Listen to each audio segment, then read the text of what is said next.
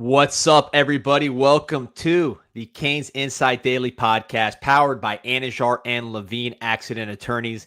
It is the Victory Monday here with the Canes Inside podcast. No games played, but Miami had their biggest win of the season, jumping up over Notre Dame, who they already defeated on the field, entering the college football playoff and getting that first real kind of scalp for the Cristobal era. You had progress. It was obvious, but you needed to have something tangible, whether it was an ACC championship playoff berth, whatever it is, ended up being a playoff berth for your Miami Hurricanes. And they don't want to stop there. There are more trophies to get, and we'll be talking about all of that leading up to the game. First, I want to talk about some folks, plenty of scalps on their wall. That is Anajar and Levine Accident Attorneys. If you or someone you care about has been injured in an accident, you could be entitled to significant compensation. Dial 1-800-747-FREE, 1-800-747-3733. Take back control of your life with Anajar and Levine. Pete, hop in. This is the Victory Monday, man. I don't know, man. Your standards change. You said January 9th. You said earlier in the year, January to this point. 19th. Yeah, so I don't know. January 20th, we might have a bigger Victory Tuesday. It would be. There it is. But yeah, man. To me, this is it's a part of the journey. Nothing changed from Miami's. Like Miami didn't achieve anything different. The committee decided to put Miami in yesterday. So to me, it's just now going full speed ahead and trying to go win a game or two at least in here, and not embarrass yourself and show the committee that you belonged. 100%. This is all about building the brand, especially you saw with this college football playoff situation. A lot of it is giving people credit for, Notre Dame, I think, got credit for the run they had in the playoffs last year. For a while, Notre Dame was kind of considered a paper tiger, right? They had easy schedules all the time. They'd go to these championship games and they get smoked. So people are like, how good are they really? Winning all the games they won last year in the play, I think that gave them some benefit of the doubt that carried them, although it didn't carry them all the way, but it helped them there. SEC, of course, gets that benefit of the doubt. ACC doesn't, and Miami, to a certain extent, does not either because of all the failings, the fact that they stumbled with SMU and Louisville when people kind of were starting to believe in them. So I think getting that resume up, getting that respect up, just going forward is huge. And then, of course, the real priority, besides just what's right in front of them, which is winning this game, is trying to win a championship. Number 6. You don't get too many chances. I thought you were going to say portal. I thought you were going to say the transfer portal. We'll talk about that plenty. But, you don't get that many chances with a Ruben Bain, right, with Akeem Messidor. I mean, all these guys, Francis Mauanoa, this is their last ride. So you want to get the most out of them and try to win a championship with them taking over games in the postseason. Quick question here from Clutch before we get into it, asking how much does the CFP appearance help the class of 27? I think it helps it a ton. What do you think there, Pete?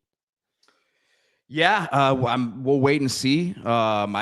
We've made these proclamations before. I don't know yet. I think that they have to. They've got to be better recruiting. I hope it does. All right, so we'll be bringing in. You might have seen this guy on Twitter. You've seen him on our show. You've seen him on Category 6, 3 days a week, plus some emergencies, including yesterday. One and only 50. How we doing? Oh, we're doing real good. We're doing real good. Playoffs. We in the playoffs. About to handle Texas A&M. Man, your hat shrunk a little bit. I saw you rocking the big one yesterday. You got to save special occasions. Oh yeah. It was a big thing. You know what I'm saying? We in the playoffs, talking to the. You know what I'm saying? The people, all our ops in hell, you know how that goes. So add Notre Dame to that conversation right there, because they're in hell right now. They're probably in the worst hell. Oh man, they done quit on the bowl game. They soft. Yeah, see all our ops in here. Yeah, you see it. Hey, I have a hot take though. If Miami was in the same situation, I wouldn't have wanted to go to a bowl game either. Well, to go to the Pop-Tarts Bowl, to go to the Pop-Tarts again? Hey, Pete, I would rather just end that season at 10 wins, stay healthy, Pete, going into the offseason. Pete, I guess we never know. I guess we'll never know, my friend. Exactly, man.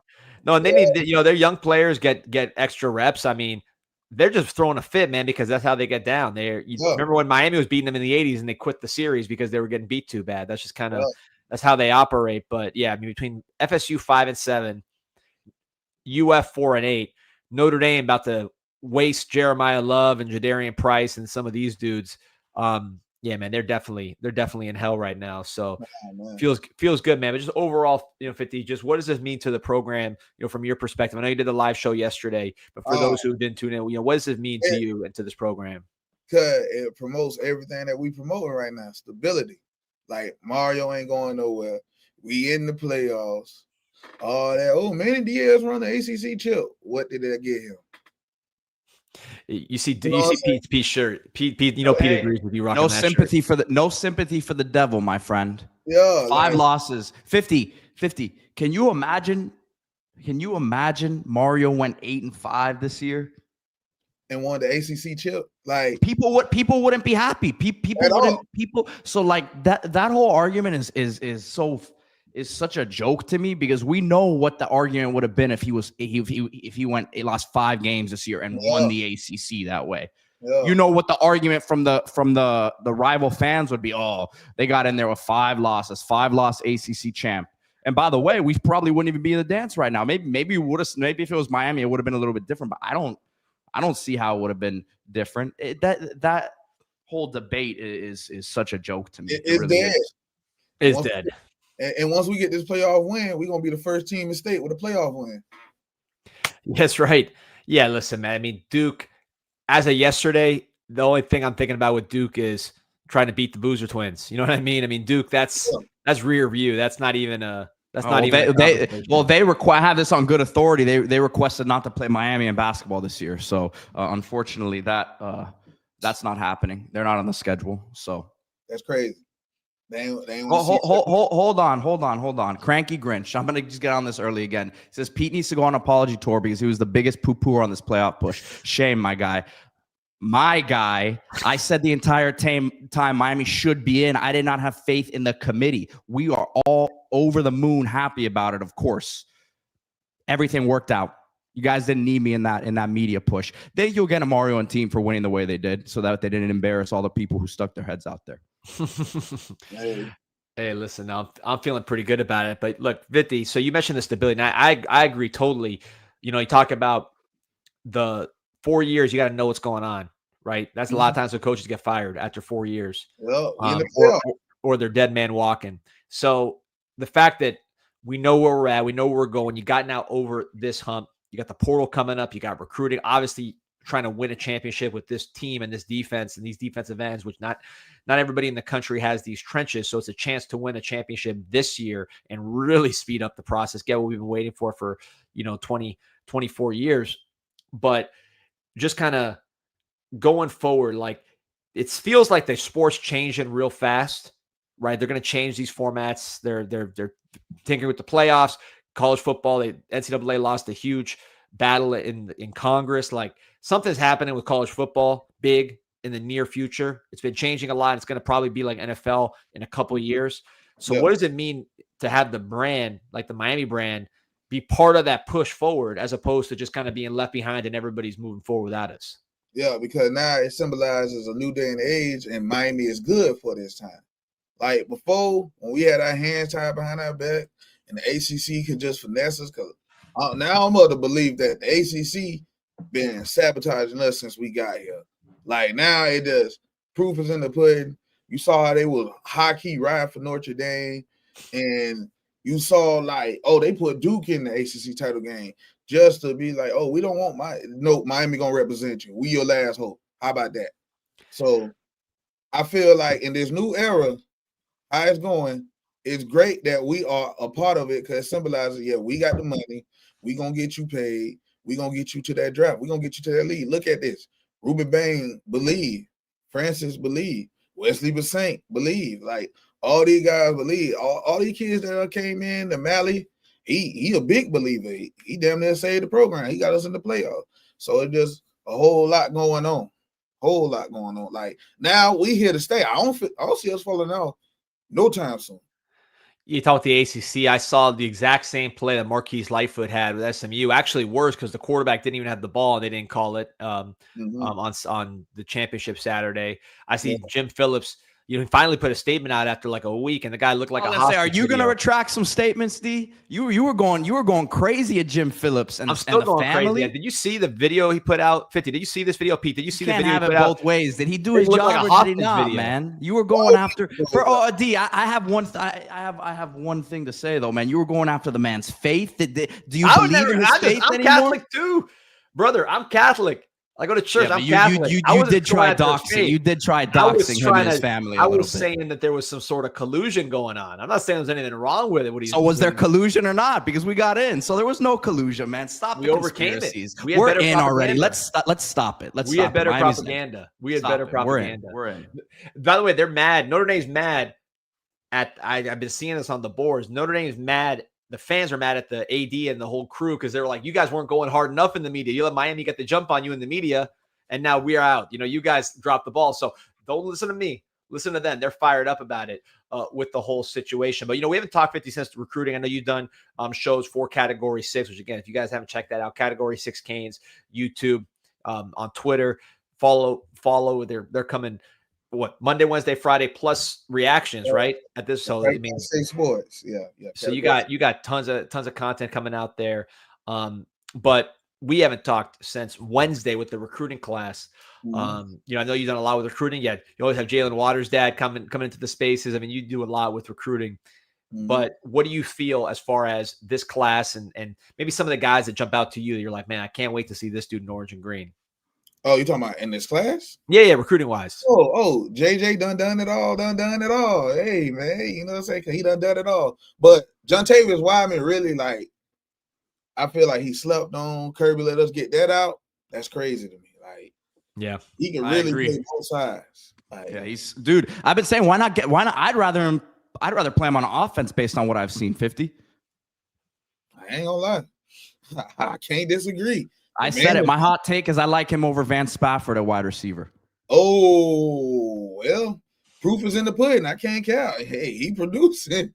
My boy was hurt, and I like Van Spafford. And Spafford, I like the upside there, but he's got to stay healthy. Yeah, I like Jalen Waters, man. I know his dad's been on your show or on the spaces, you know, with you been on. Like, that dude, to me, I think if he can just. Yeah. You know, and I've from what I've seen, the guy's on point. He's all about ball. If he can stay that way and there's no issues, I think this guy's going to be a first round type pick, man. I really do. Oh yeah, nah, he for real, and he got them long ass arms, all that. He got a killer mentality. Like, I know Pete. I remember y'all were like, he like DJ Ivy, but I'm like, he like DJ Ivy with that mentality though. Yeah, exactly. Yeah, exactly. That's why you know I'm thinking he's going to get higher pick, be a more impact player. For us, but yeah, look at the tracers in the chat. You know, there it is, right there. Let me tell you about there's a clown in the comments right now, Champy11. He says, "Let's go." I just want to thank Peter for never giving up hope and calling for Miami to the playoffs. Thank you for service, Pete. Champy promised free delivery of stone crabs if Miami made the playoffs early in the season, and I haven't received a text from him on this matter. So, Champy, I'm gonna hold you to your word. There you go. You're a Stonecraft 50? Yeah. Do you do like the seafood, the crab legs, or no? No, I used to do that heavy when I was down at the crib. You know, I'm in Georgia. Landlocked. Yeah. Canes for life asking, is Canes is not going to be in College Station? I'll be out there. I will be there, yeah. Oh, you're out there too? Excellent. You're always surprised when I make a trip. Like, what? You're going? Like, you don't go to the stadium. Why would I? Dude, why would I? You can watch it from the comfort of your home instead of having it's a whole mess, man. The parking, all that's not. It's a chore to go to those games. But the away games is a different story, man. Away games are a different story, different experience to me. 50, you driving down for January 19th? January 19th. Oh, you talking about? Yeah, I'm there. Yeah, I'm there. I had to think.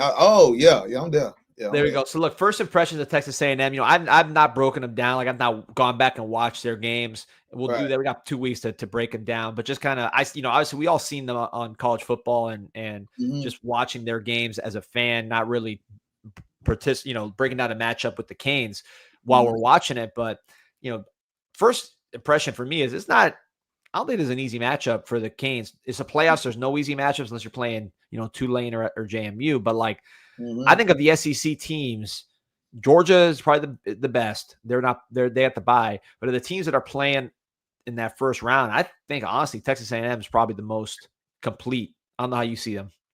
I will say, like, they got a great pass rush and they got a great offense.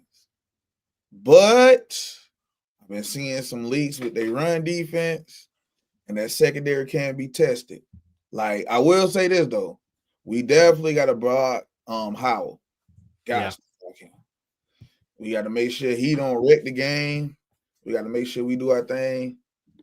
Like, but the rest, like that secondary, they can be tested. The run, you can run on them.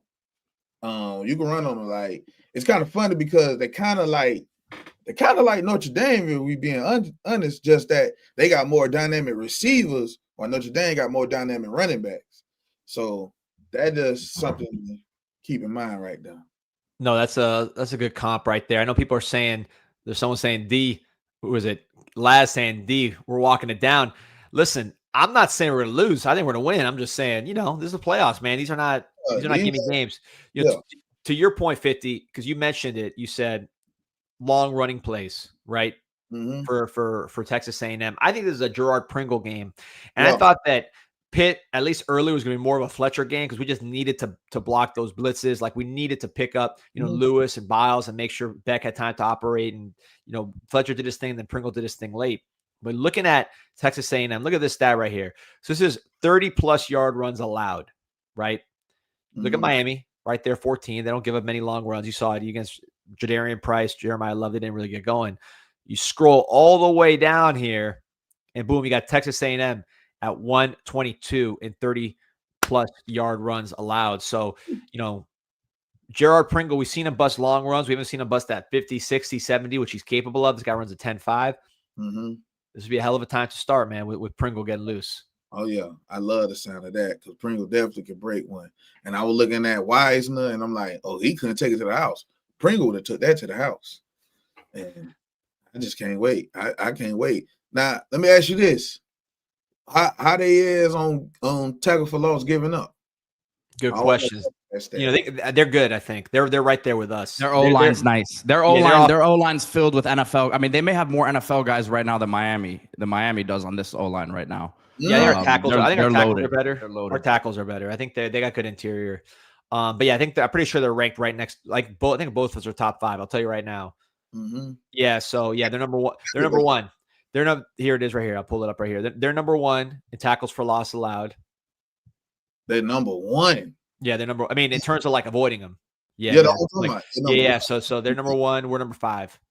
Oh yeah, there's gonna be a strength on strength. So, and Oregon's right there. Ohio State was really high up, but then Indiana got after him. Ohio State was right up there with us and Texas A&M. Yeah. But they hold on. They said Pete, stop lying. What am I lying about? D, do you agree their O-line might have more guys drafted than Miami's?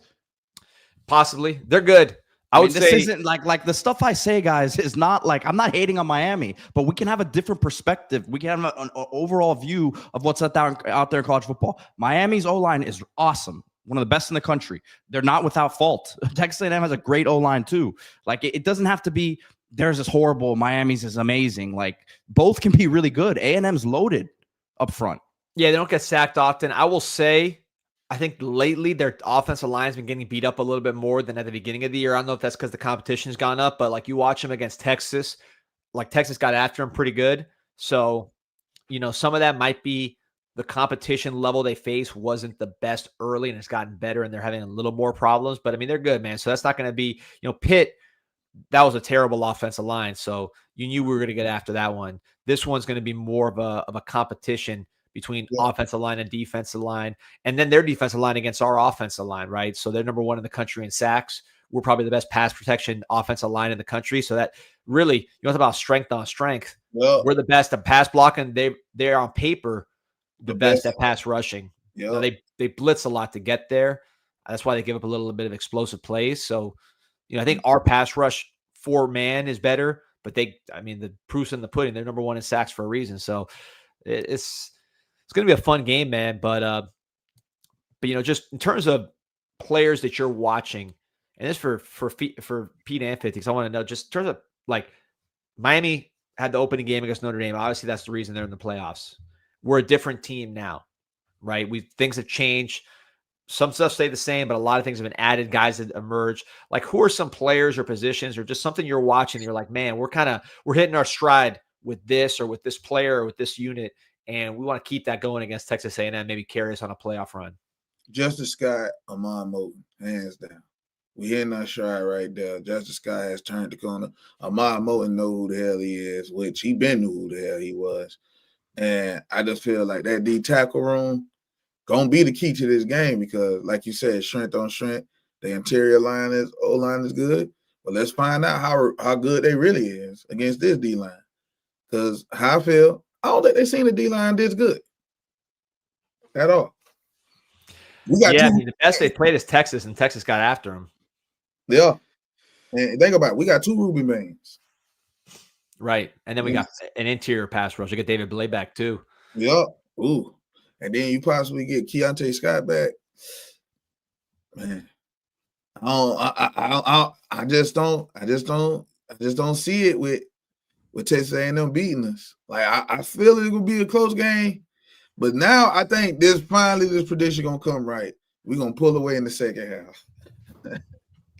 P, what are you seeing emerge wise with the team? Quarterback. Yeah. No, without a doubt. I mean, look, if he doesn't have that Louisville game, he's in New York this weekend, and probably Mendoza would have still won it, having the season that they had and going undefeated. But I mean, Beck, looking at his numbers the last 5 weeks, right, 4 or 5 weeks, plus how he's just led this team and navigated it, and that, like, again,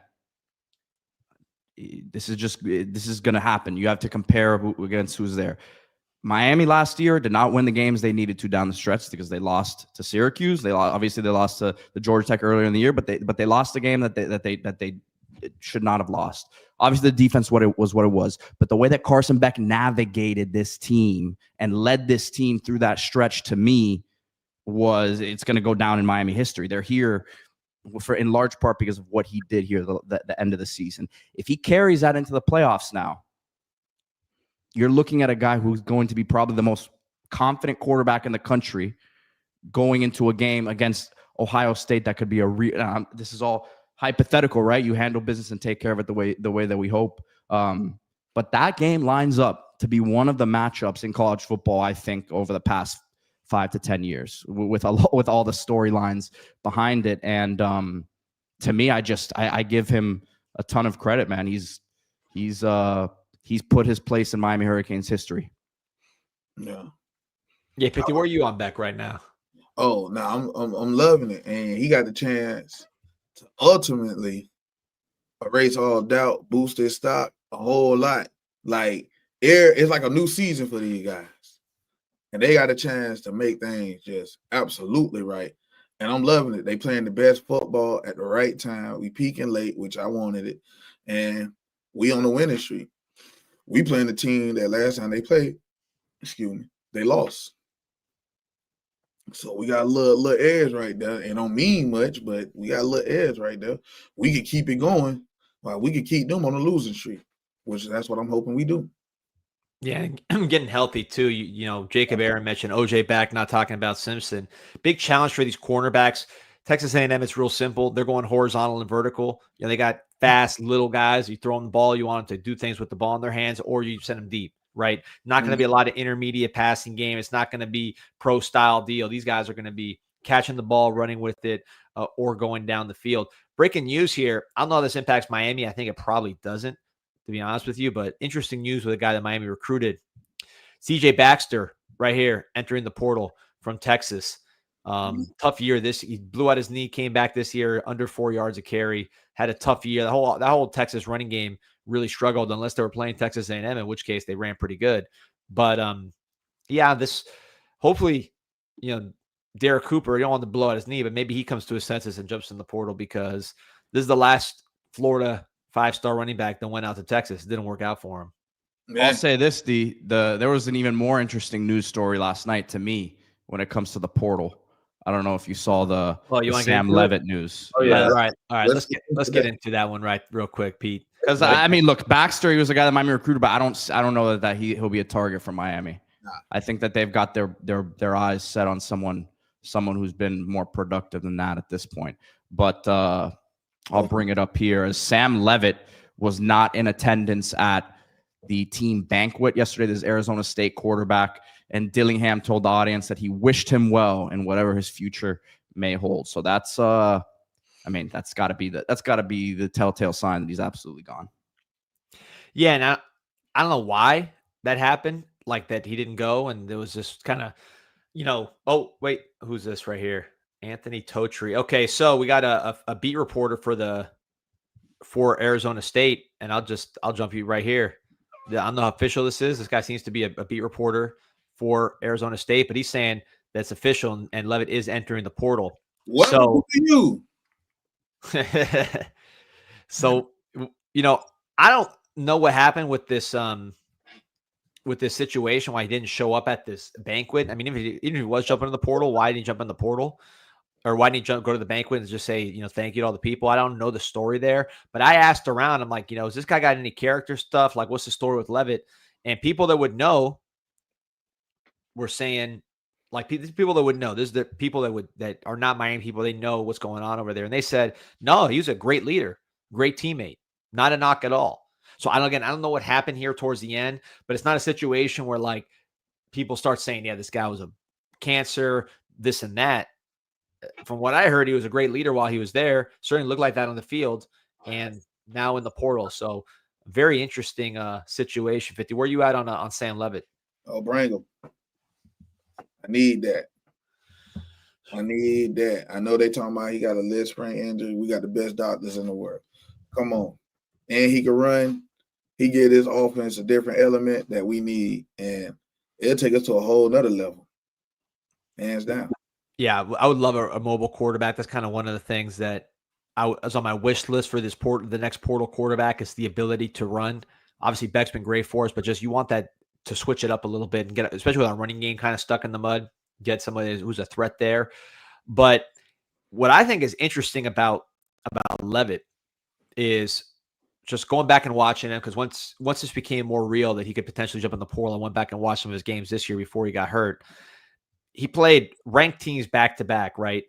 He played TCU and then Texas Tech, and we saw Texas Tech, right? What they look like when we watched that the game this weekend. They just destroyed BYU. That front seven is gross, but he had 291 yards, 2 touchdowns, and ran all over TCU, so just completely dominated them on the air and on the ground. And then Texas Tech, statistically, wasn't crazy game. I mean, but he still had 319 yards and a touchdown, 4 sacks. So he had to run for his life a little bit, but he got the dub. The only loss Texas Tech has had.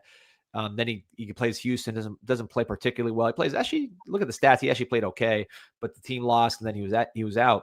But I mean, this is a guy that he's battle tested against some good defenses, whether it's in the playoff last year or against a Texas Tech this year, and he's shown that he can get it done against that type of competition. Oh yeah, and like you said, the man got experience. I mean, hey, he led them to the playoffs. Yeah, I know. Cam Scatterboo was there too, but hey, he was the starting quarterback as a freshman. So, like, the man got plenty of experience. And I see Green Tree All-American talking about, do we want another quarterback to miss the whole spring? I'm not gonna lie, I want the best. And Levitt is the best. I feel like when you start being scared of people's injuries, that's how you get played. That's the Dolphins. Right. Yeah, good call. So look at the stats with Levitt. Originally, he's from Westland, Oregon, which is basically by Portland. Ended up going to Michigan State. Didn't play much as a freshman. Then goes to Arizona State. That was the playoff season. 62% passer, 2,800 yards, 24 touchdowns, only 6 INTs, and he ran wild, 443 yards, 5 touchdowns. This past year, again, dealing with the injury and just not the same situation in Arizona State. 61% passer, 1,600 yards, 10 touchdowns, 3 picks, only 6.8 yards per attempt. Again, he was injured. The team was going through some transition, still ran for 5 touchdowns. So in terms of proven guys, Pete, Oh, where'd Pete go? He's probably dealing with the dog. But, in terms of just proving guys 50, playoffs, 3-year starter or 2-year starter, Yep.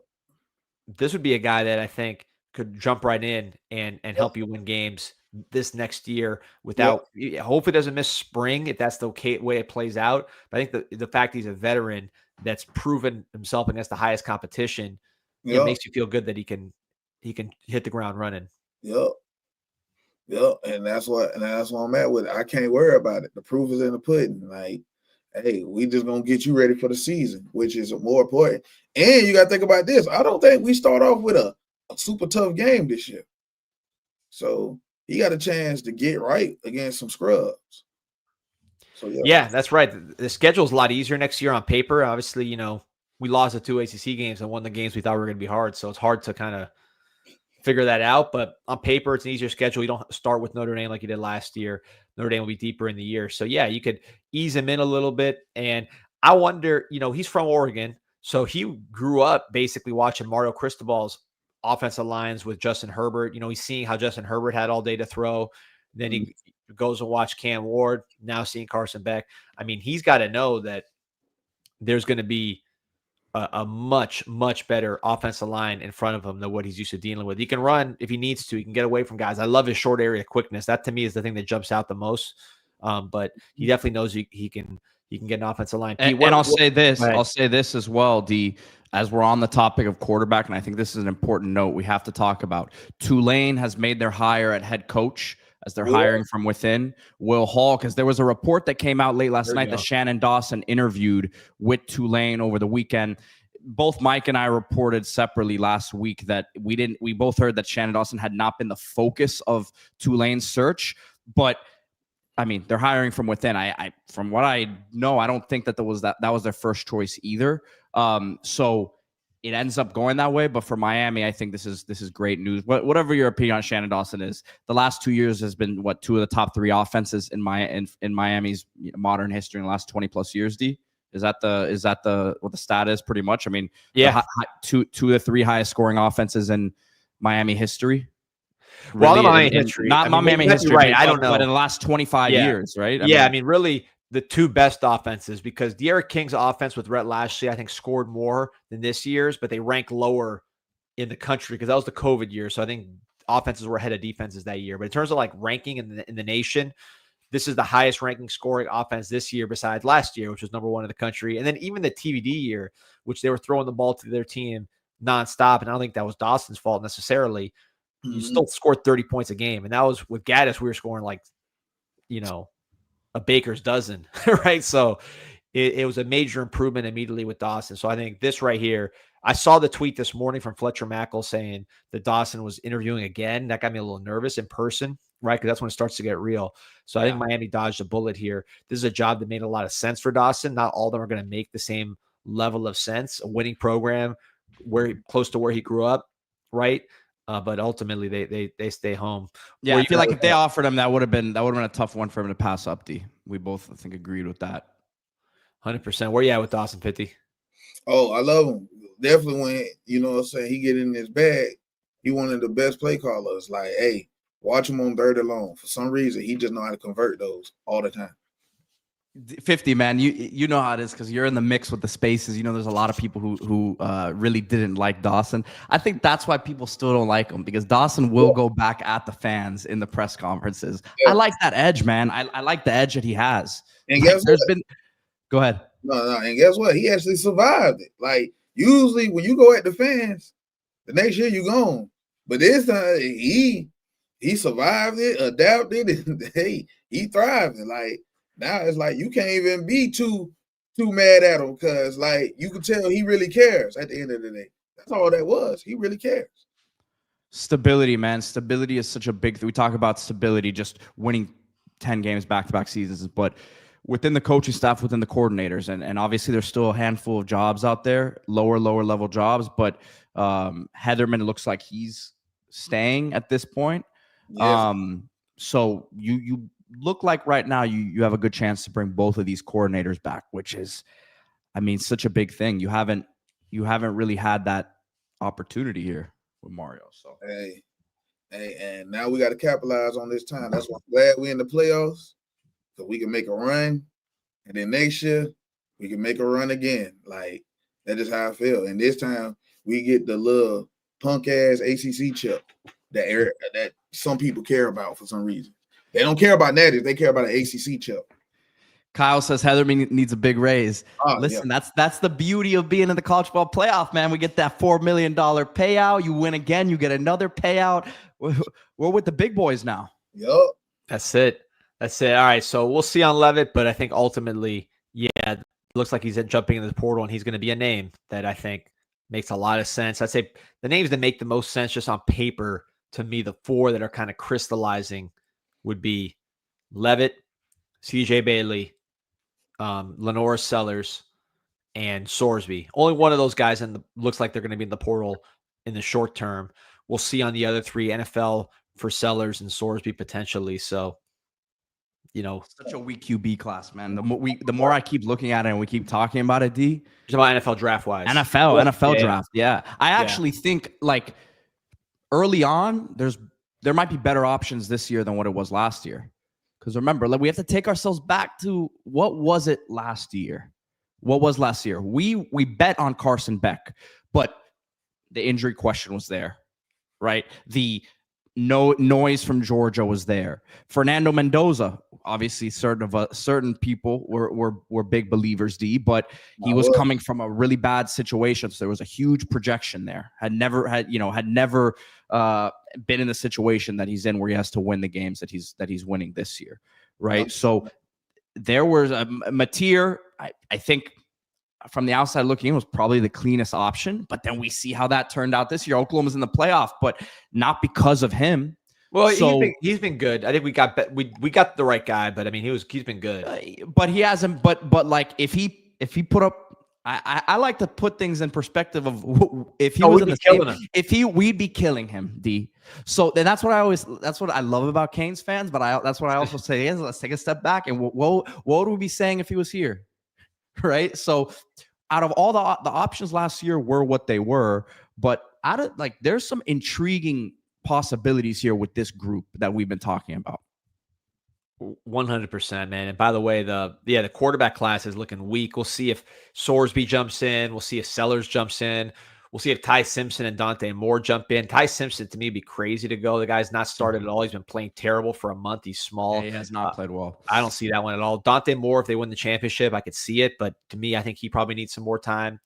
I think he'd go. I think he goes. See, I think D. I've been on. I said that a couple weeks ago too. I agree. 50. He goes. He's the most intriguing talent. Yeah. You're gonna have the questions about the experience, but I'm telling you, certain guys, you got to strike when the iron's hot. Like if that, you don't know what the QB class is gonna look like next year. Yeah. I mean, my thing is always it's about how they play when they get there, and guys that just don't have it 20 starts, the track record is abysmal. I mean, those guys flop with regularity. So, we'll see how it goes. I think Carson Beck's got a great chance here in the playoff to move up the charts here. By the way, who's balling in the pros? Pete, we talked about him. Shador Sanders. No, Shador's definitely balling. That one you could have. I mean, he was a great player in college, but the Tyler Shuck, man, Tyler Shuck is looking really good, man. That's why when people hear me, we hyped up Shuck when we played Louisville. We said this guy, if you put him on one of these Alabama type teams, he would have been a first round, second round pick. Ended up being that. Mendoza, I know we were big on. That's why I kind of ride with CJ Bailey a lot, because these tall, loose guys, you got to project them a little bit. You got to project them. You can't just be like, oh, they're this. Like, no, put them in a situation, allow them to grow. And when they're tall and athletic like that with good arms, they tend to improve. And I think Mendoza's in that category. I think Shuck's in that category. I think Bailey's in that category, but we will see on that. But hopefully we want him. I want him. So you're in on Bailey. Oh yeah, hell yeah. Okay. Yeah. We got good options, man. I think there's a lot of guys that. Let me tell you, if Bailey, if he doesn't end up at Miami and he enters the portal, I'm interested to see where he goes, because He could be at Florida. Hey, I'll tell. Oh, shoot, Florida. If I know it's not an intriguing situation, but if I'm Florida State's boosters, whatever little money you saved up by not firing Norvell, I'm throwing everything at Bailey. Yeah, he'd be crazy. Better off at NC I don't State. know why you even leave NC State for that. They beat him. Oh, by the way, a great point by Nick West before we get off this topic. You know who recruited Tyler Shuck out of high school? Mario. That's right. Mario signed Tyler Shuck to Oregon. And they ended up winning the championship, the Pac-10 championship in that weird COVID year, and then Shuck left. But interesting how the world works there. But hey, real quick, with Levitt, obviously the foot injury, you know, he'd be in good hands if he came to the University of Miami with the University of Miami Sports Medicine Institute. And if you're not saying Levitt, you're just an active person, still know how hard it is to sit on the injured list with pain or injury, maybe even try to hack your own rehab. But if compromising your movement or performance is not an option, call the experts at the University of Miami Sports Medicine Institute.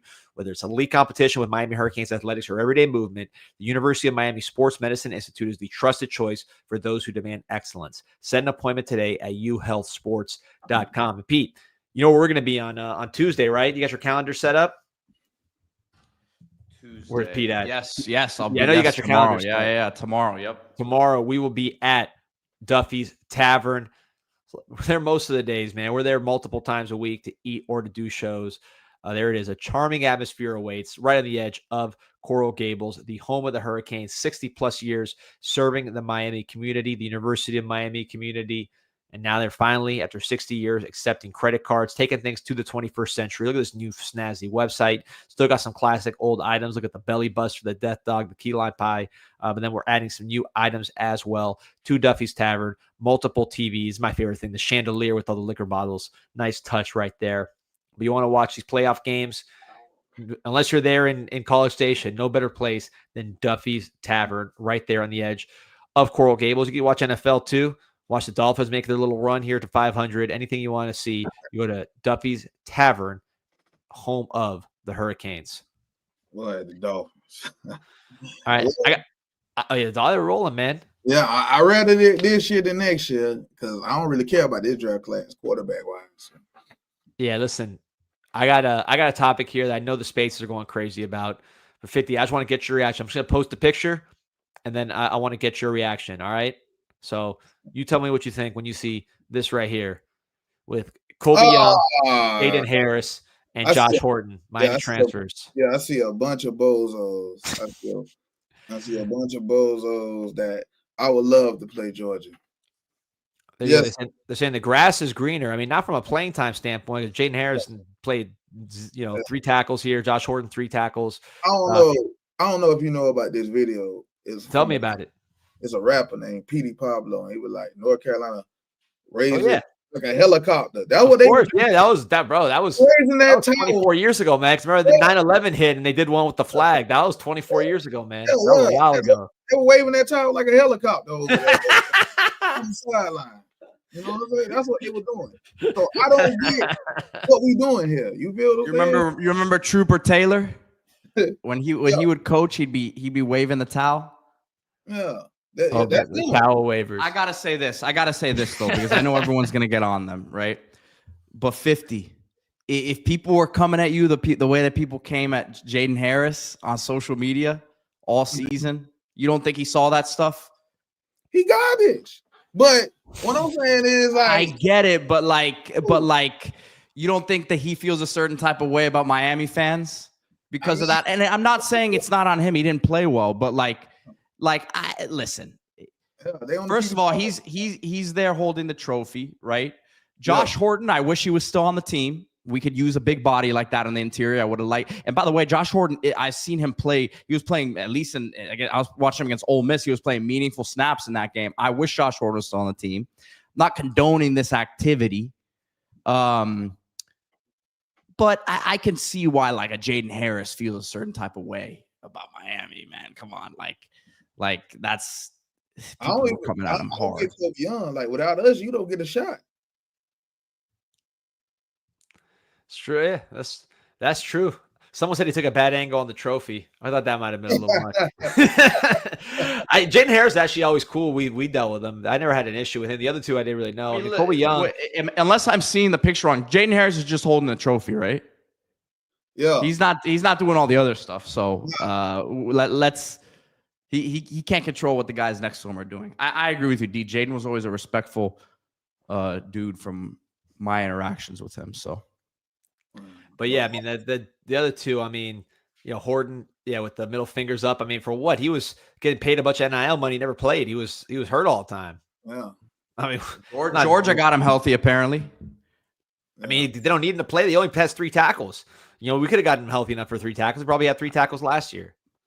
I wish we had him against A&M, man, as a 4th D tackle. No, I'm good. I got Dante Simpson. That's it. And we got David Blade back, so our 4 tackles are Armando Blunt. And then, Colby Young, I don't know what he's so mad about. Yeah. I mean, I guess he wanted more money. We didn't give it to him. We gave it to Horton. And then we did the same thing with Horton to CJ Daniels. But I think that was kind of an upgrade situation all the way up and down. I know the numbers went up. Yeah. Hands down. Like, I just don't get it. Yeah. Like I said, like somebody said, they PD Pablo crew. Yeah. They over there. Waving towels, making sure the Gatorade cold, all that.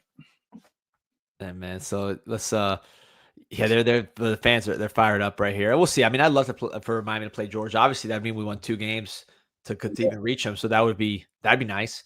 But the matchup, I think they're a tough team. Obviously, they've been recruiting well for a while, but I think we match up pretty good. They don't really rush the passer that well. They've gotten better over the course of the year, but against a Miami team that is the best pass protection team in the country, I think that defense could be had with the way we pass block, and then offensively, like our defense is tough. Yeah, more money, dog. We definitely want to see you guys. Yeah, we definitely want to see you guys. We got a little getting even to do. But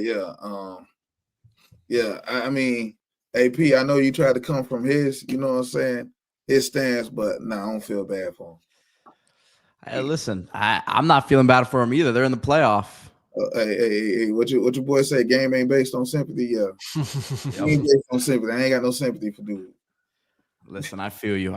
They're getting paid. It's a different era, but I saw some wild stuff last year. 50. I saw some wild stuff. No, I did too. But hey, 50 was the one saying it. 50's probably. I was gonna say 50's probably like I was the one tweeting that kind of stuff. Oh man, there's a lot of Robert Knowles compared to Jaden Harris, and I was picking Robert Knowles. So yeah.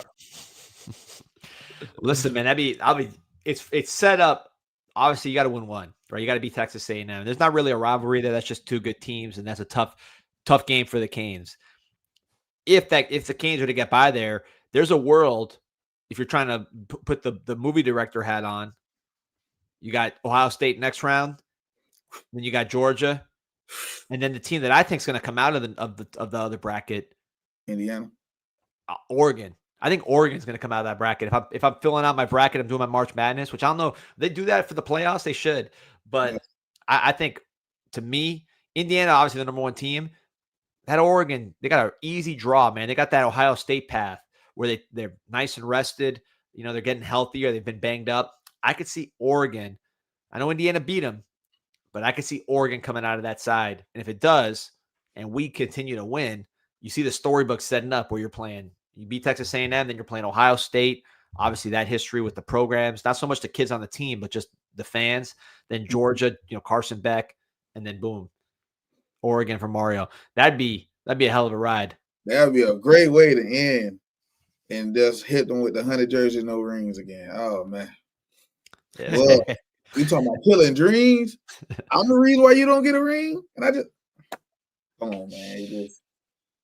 It's getting me excited. Just think about it, man. We're back. Hey, listen, man. We're talking about this. What kind of stuff were we talking about the last 23 years? It's just, I feel like this time of year, December 8th, it's already time to start picking defensive coordinators or offensive coordinators. Yeah. It's been that way for 23 years. This is how it feels to lead the projects, y'all. We're trying to keep our coordinators now. Like I said, we out the projects, y'all. We in the gated community now. We're trying to get on the water. That's the next step. We're trying to get on the water. We got a couple more games there before we're overlooking vistas. You know what I mean? But there's some time. I think we're set up the way this team is set up, really, with the trenches the way they are. Like last year, if we would have gotten in, it would have just been like, hey, man, Cam Ward, do your thing, and we'll just try to steal one. I feel the way we're built. If you look at the playoffs last year, I'm just gonna pull up the bracket before I forget it, because it feels like so long ago, man. Didn't Guidry get fired around this time? We were talking about, like, I feel like every show was a Guidry show, Pete, this time of year. Guidry and then our portal quarterback. But all right, so I pulled up the bracket last year. So here's last year's bracket, and you look at the teams. You got the teams that actually advanced right here. Penn State had that great defense with Abdul Carter, right, and all those guys. Notre Dame's defense was really, really good last year, better than it was this year. Remember Al Golden? That's how Al Golden got the Cincinnati job, because their defense was so good. Ohio State's defense was on point, and Texas's defense. So really, defense carried all the teams that made it far. And running game, really, the ability to be physical, because Notre Dame was not a dynamic passing team. Penn State was not a dynamic passing team.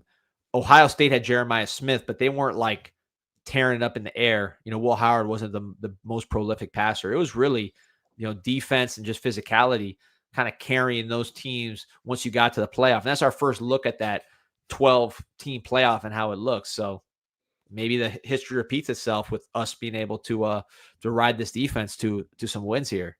Hey, and we in the toughest bracket too. I love it though. You think so? I think the other side's tougher. No, Pete, really?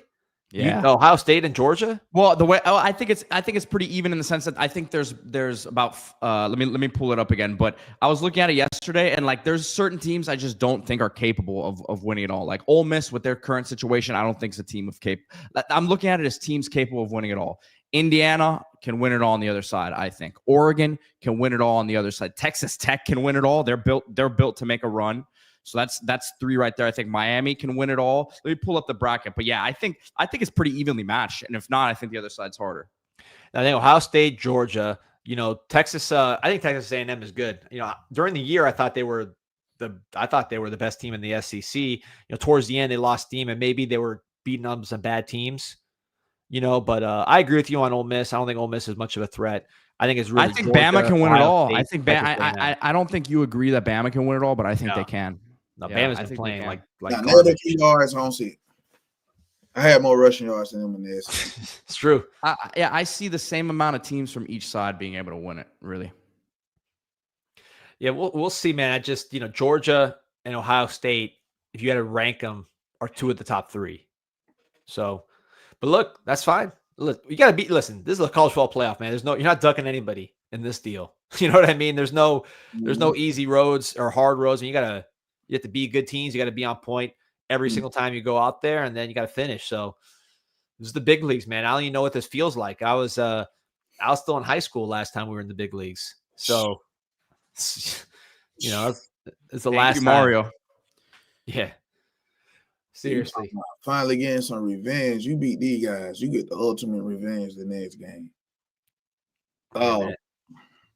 So, we always been talking about kind of the guys to step up besides Malachi Tony. I feel like we've been talking about that for a while, right? But now you look at Texas A&M, which gives up a lot of explosive plays in the secondary. Like, who's going to be that guy that's going to be running for 60 yards free?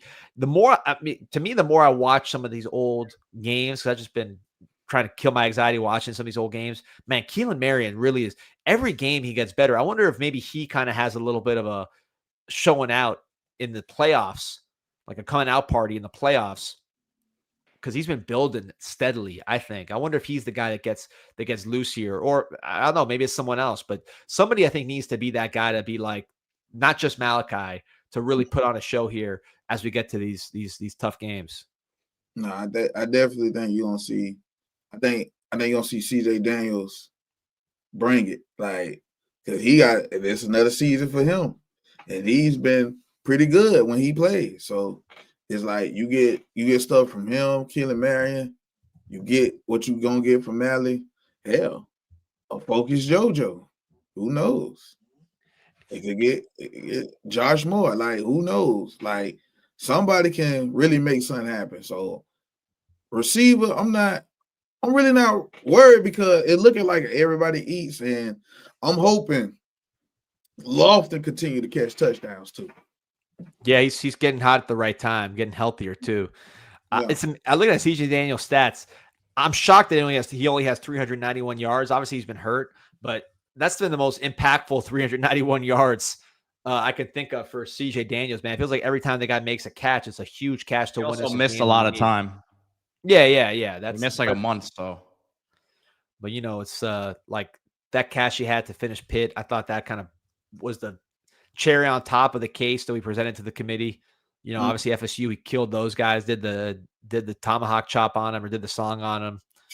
Notre Dame catch of the year. So man, he really he did it for us here. Yeah. But yeah, man, I'm fired up. 50. Tell everybody where they can find you and where they can tune in and on all the stuff ways they can see Category 6 Sports. Oh yeah, on Category 6 Sports on YouTube, and Category 6 Playbook.com, where you get all 22 merch, play more, just come rock out with us. But yeah, Monday, Wednesday, Friday at 6 p.m. Oh wait, disappeared on him. There he is. Was that on purpose? You hit him with the Houdini? It just happened like that, You gotta make that the signature. I like that. Just keep the background, just drop out, and then you're gone, man. Yeah. You're gone. Hey, yeah, check out 50 as always, man. And yeah, let me know. I think Wednesday, right? I'll be on there with the Chasers. Oh yeah. Yeah, so we'll have some fun. Yeah, we'll have D-Money on there. So yeah, there you go. Definitely tune in. All right, man. Be good. Go Canes. Go Canes. All right, Pete, real quick, want to talk about my friends at Cashkick. Trying to give your free time a raise. I know it's a lot of time to pass before the Canes strap it up here and battle with Texas A&M at high noon in Texas.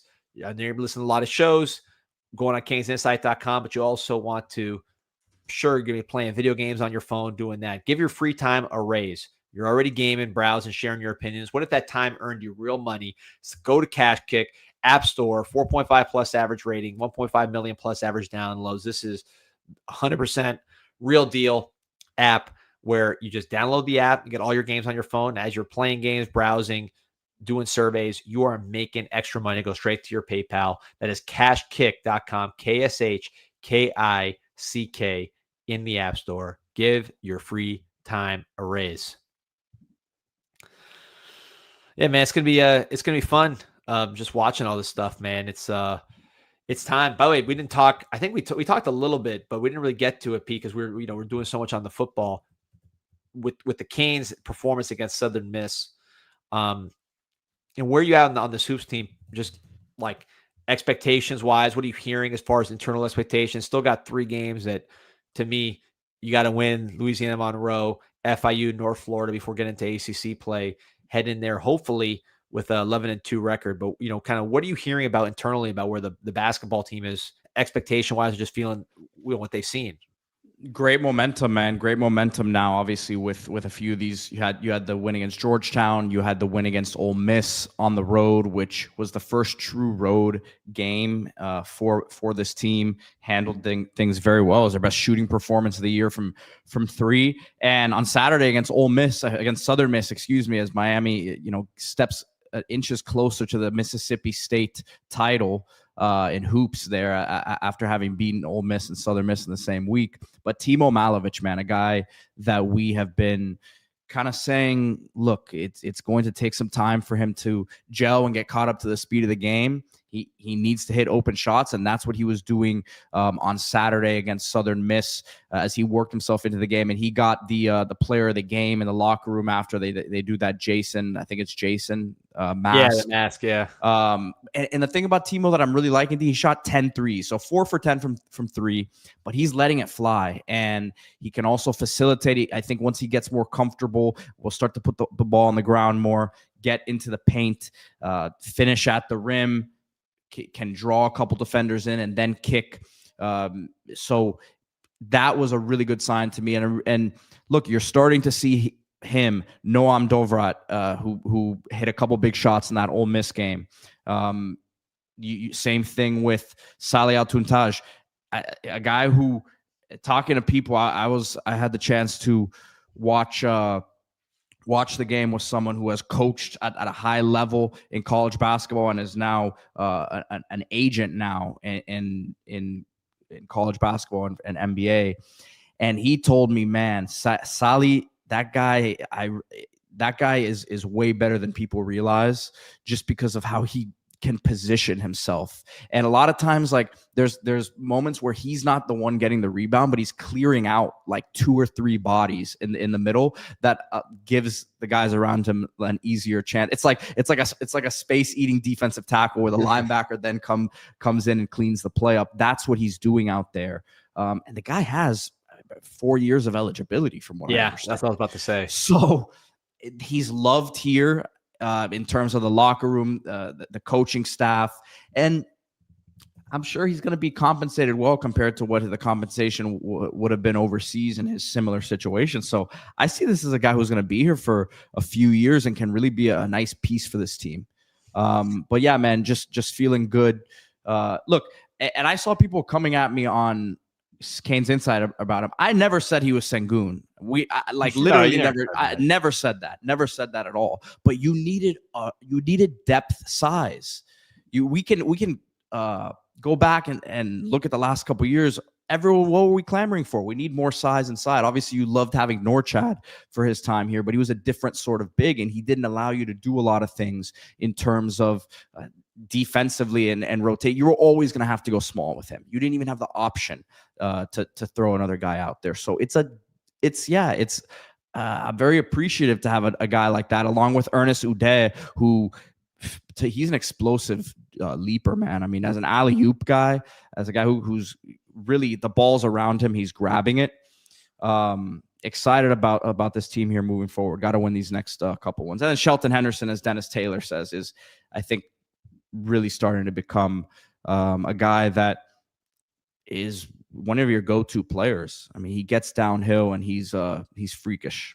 No, I love the way he plays, Shelton Henderson, the attitude. But Pete, so this just came out. I want to pull this up and play the audio, as Texas A&M doesn't waste time giving bulletin board material to the best defensive lineman in the country. So I'll just play the clip and we'll go from there. Let me get the sound on. Hold on.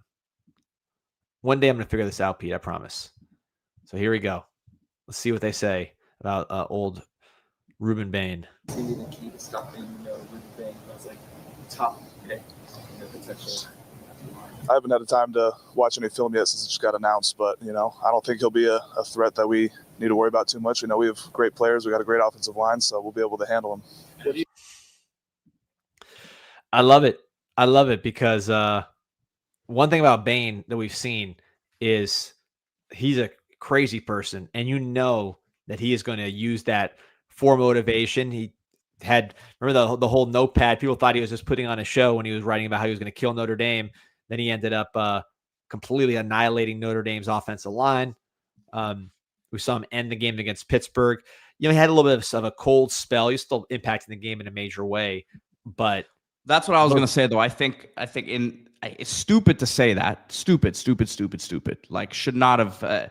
And with that little smile, that little grin on his face, too. I'm sure that Bain's going to want to slap that little grin off of him.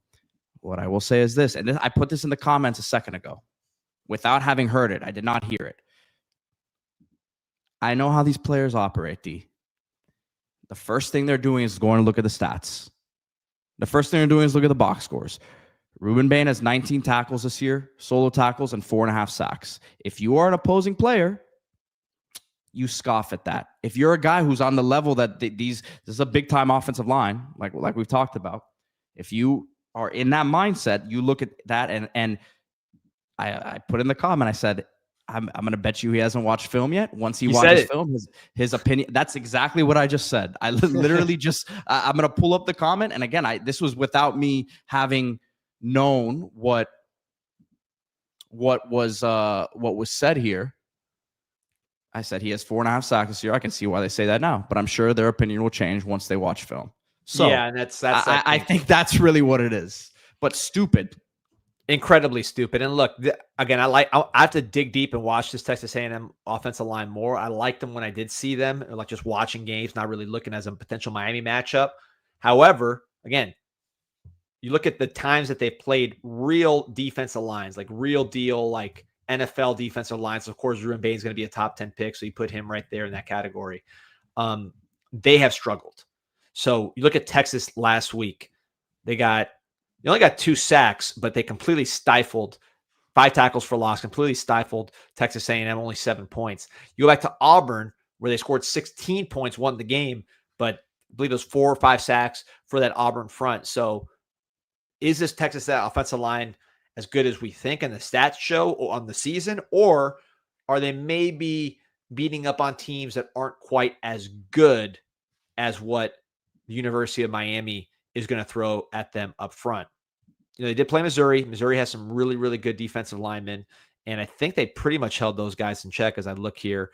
Yeah, so only 1 sack against Missouri. So that was a good performance. You're going against Zion Young, although Damon Wilson. Yeah, so they did a good job in that game. So they've dealt with some good ones. But yeah, as Ladarius points out, Dylan Stewart beat him up pretty good. So there's levels to this thing. They're a good defense. They're a good offensive line, but there's levels. And I think when you talk about the Ruben Bain Messidor level, as you heard Nick Saban talk about him, 2 sacks for South Carolina, Dylan Stewart with 1 big one. But yeah, there's levels. And I think the level is the highest it could possibly be when you talk about Ruben Bain. So good. This is good. This is exactly what we needed to see. I hope there's more of this coming out, because that was the wrong person to talk to. You've never seen this when we had Fast Times in Ridgemont High. One of the things they did is they took the star player, I believe his name was Jefferson, for Ridgemont High, and his own fans destroyed his car, his favorite car, and they spray painted it with the other team's logo to make it seem like the other team did it to him. And then he went out and completely annihilated the other team. I think that's the kind of performance we're going to see from Ruben Bain here. A Jefferson Ridgemont High type performance. There it is, Vegas Kane, his Camaro. This is like smashing up Ruben Bain's Camaro. He's going to be ready to kill these guys. They got to block Messidor too, right? They got to block a lot of guys that are going to cause them problems. So I'm fired up. Get Blade back. Moten's been Miami's probably best. You could argue Moten's been Miami's best defensive player the last month of the year, D. You can. And you could also argue Justin Scott. I mean, Justin Scott's running down the sideline, making plays in the backfield. Those two together have been hell, which again makes it hard because you're chipping Bain, right? Now you got to deal with Messidor too. Those guys are wrecking havoc, and then Heatherman will dial up blitzes when it's time. So it'll be interesting. I think it's kind of like Pitt in that you're not necessarily hunting for sacks. You're trying to definitely collapse the pocket, but also contain and use your power on the outside with Bain and Messidor, not just 2 of the best defensive ends in the country, but 2 of the best power knockback defensive ends in the country, 2 bigger guys, probably play defensive tackle if they needed to. Messidor has already done it.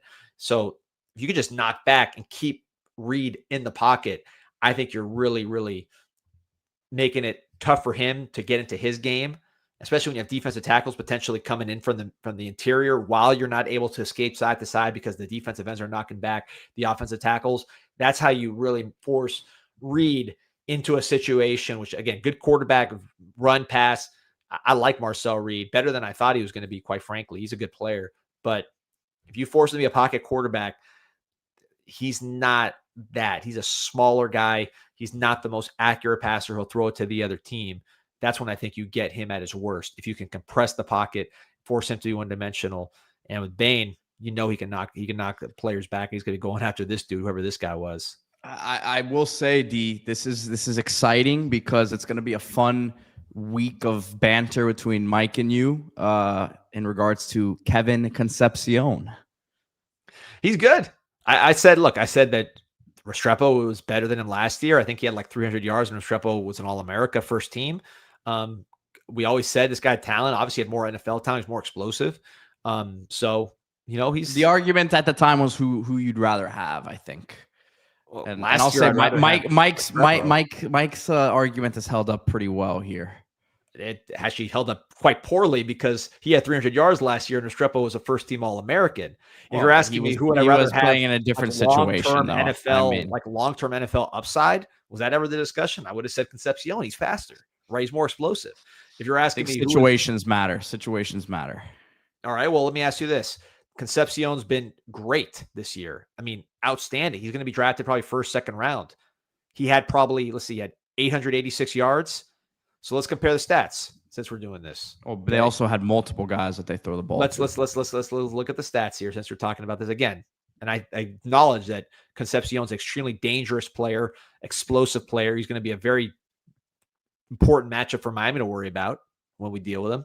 But I'm pretty sure Restrepo last year, 1,100 yards plus, 11 touchdowns, 16.3 yards per catch, and was a first-team All-America. Concepcion, not taking anything away from Restrepo. 886 yards for Concepcion this year. So he had less yards per catch. So this is not dick and dunk. Restrepo actually had more yards per catch than the explosive Concepcion and more touchdowns. So yeah, I do think for the college level for the Hurricanes, Restrepo is the best player, the best receiver of all those guys by far last year. He's out now. He's in the NFL. Concepcion's more of a prospect. He's got more speed. He's explosive. I think if you ask a defensive coach or a player who's keeping them up more at night, it's probably Concepcion. That's fine. Luckily, they don't judge him on keeping up at night. They judge him on catching the ball. And Restrepo, for whatever reason, I want someone that's better at catching the ball. That's hard to game plan for. I'm not saying X isn't, but yeah. Other than the yards per catch, the amount of catches, the yards, and the touchdowns, I think Concepcion's the better player. I guess time will continue. Aside from catching the ball for a long way, time will continue to tell the story, man. Time will continue to tell the story. Oh, he'll be a better NFL player. Listen, he's faster. He'll be NFL. Okay, so he's more dynamic. College football. One guy's in the rafters, the other guy, I want someone who can break the game open, man. I'm sorry. Well, then why does Restrepo average more yards per catch than Concepcion? Like I said, the story will tell itself over time, man. It's he will be if you ask me who's a better pro over time, I would say, yeah, he probably has a better chance of being a better pro. Concepcion, his speed's going to give him a chance. He can return kicks. The funny thing is, this is the opposite of the argument you used with Reggie Bush and Clinton Portis. Clinton Portis was better in college than Reggie Bush. Clinton Portis was a better college player than Reggie Bush. He wouldn't get the hype Reggie Bush got, but in real games, like in real opponents, I'd take Clinton Portis in a good college team against a good college team than Reggie Bush all day. Reggie Bush had a college friend, Lendale White. I'll let the audience. I will let that comment sit then, and I'll let the audience. I'll let it sit right here. Clinton Portis is better than Reggie Bush in high school. He was better than Reggie Bush in college. He's better than Reggie Bush in the pros. Clinton Portis is better than Reggie Bush at every level.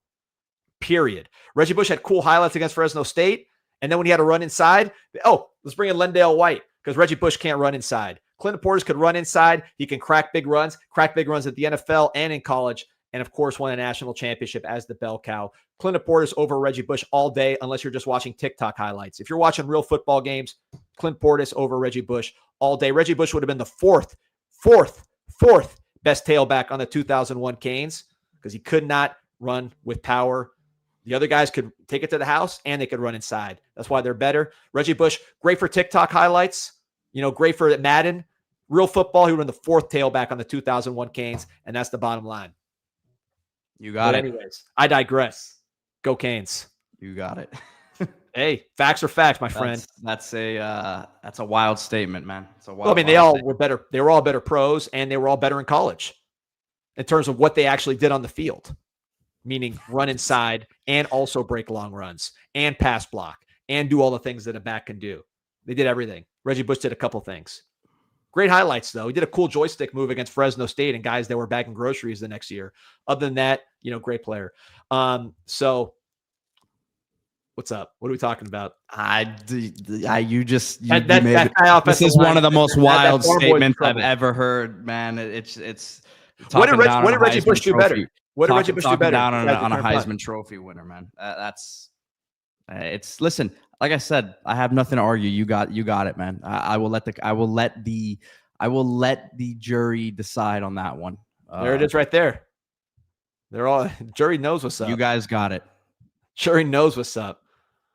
Reggie Bush, cool highlights though. TikTok, I give the edge to Reggie Bush. 3rd and 2, and then also having the ability to bust I a can't 70 wait yard. for bagging up to hear Importance. this. I can't wait for bagging up to hear this episode. And Bagging Up can hear the episode, man. Bagging Up can hear the episode. Reggie Bush. I can't. It's 3rd and 2. Lendale White, get in here. Get in here. Hurry, hurry, hurry. Hurry, hurry. Hurry, hurry. It's not Fresno State. Lendale White, we need you. Clint Portis didn't need Lendale White. Clint Portis was the Reggie Bush and Lendale White in one player. That's the difference. Bottom line. Different. Yeah, I'm just not gonna. I'll let the stupidity sit on its own. Stupidity. I'll let the facts speak for themselves. Like and subscribe to the show. Go Canes.